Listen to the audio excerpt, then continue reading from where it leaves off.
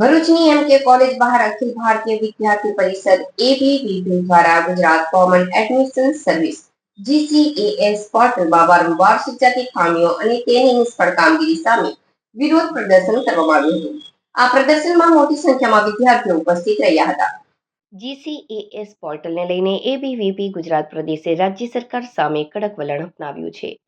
પોર્ટલની ખામીઓ અને તેની નિષ્ફળ કામગીરી અંગે વારંવાર રજૂઆતો કરવા છતાં સુધારા ન થતા એબીવીપીએ હવે રાજ્યવ્યાપી આંદોલનની ચેતવણી આપી છે.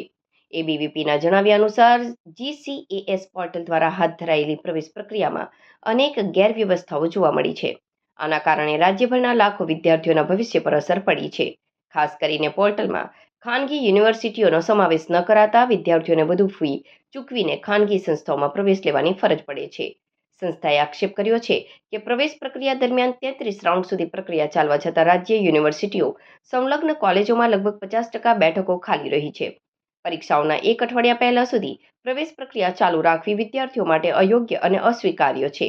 એબીવીપી ગુજરાત પ્રદેશ મંત્રી દેવાંશ બ્રહ્મભટ્ટે જણાવ્યું હતું કે હાલ સમગ્ર રાજ્યમાં wall writing, class to class campaign અને પરચા વિતરણ દ્વારા જાગૃતિ અભિયાન ચલાવવામાં આવી રહ્યું છે.